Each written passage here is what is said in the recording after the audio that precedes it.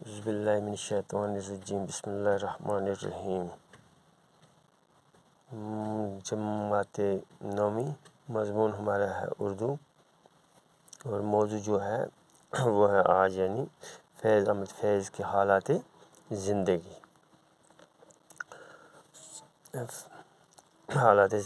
فیض 13 فروری 1911 عیسوی کو سیالکوٹ میں پیدا ہوئی۔ عربی اور فارسی کی ابتدائی تعلیم مولوی ابراہیم میر سے حاصل کی۔ اس کے بعد انگریزی تعلیم حاصل کرنے لگے اور گورنمنٹ کالج لاہور سے عربی اور انگریزی دونوں مضامین میں ایم اے کی ڈگری حاصل کی۔ اس کے بعد وہ امرتسر کے ایم اے او کالج میں لیکچرر ہو گئے۔ دوسری جنگ عظیم کے دوران جب ہٹلر نے روس پر حملہ کر دیا تو فیض کالج کی ملازمت چھوڑ کر فوج میں کیپٹن کی حیثیت سے بھرتی ہو گئے۔ 1944 عیسوی میں آپ کو لیفٹیننٹ کرنل بنایا گیا۔ جنگ ختم ہونے کے بعد آپ نے ملازمت چھوڑی اور پاکستان ٹائمز کے ایڈیٹر ہو گئے۔ کچھ دنوں امروز کی بھی عورات کی۔ فیض کو 1951 عیسوی میں راولپنڈی سازش کیس میں 4 سال کے لیے جیل بھیج دیا گیا اور آپ کی زیادہ تر نظمیں انہی جیلوں کے اندر لکھی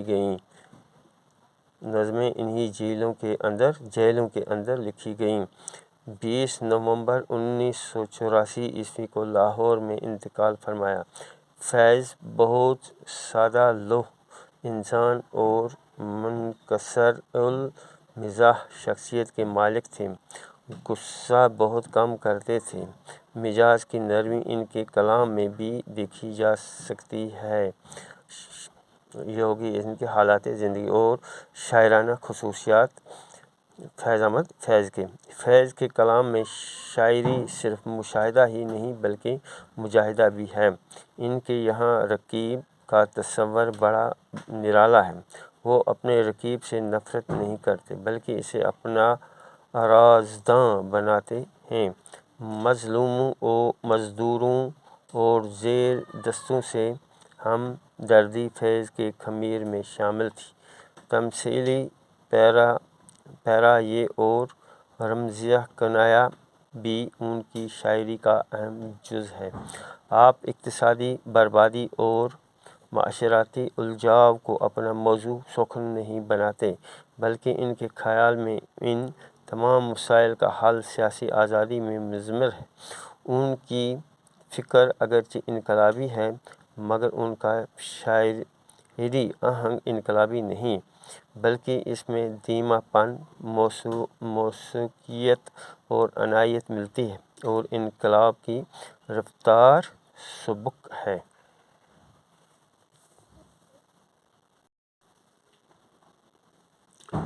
1941 عیسوی میں فیض کا پہلا مجموعہ کلام نقش فریادی کے نام سے سامنے آیا۔ اس کے بعد کلام کے دوسرے مجموعے بھی منظر عام پر آتے رہے جن میں زندان نامہ، دست صبا، دست تہ دست اور سروادی سینہ یکے بعد دیگر منظر عام پر آتے رہے۔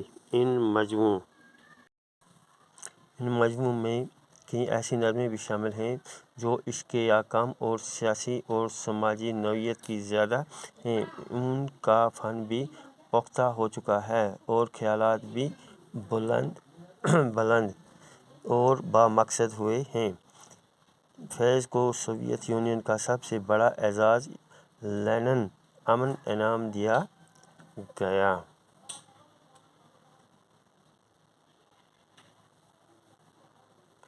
تو یہ ہوا بچوں آپ کو یعنی حالات زندگی کے بارے میں۔ تو اس کو آپ یعنی غور سے سننا بھی اور اس کے ساتھ ساتھ کاپی پر لکھنا بھی اور یاد بھی کرنا۔ باقی السلام، شکریہ، السلام علیکم۔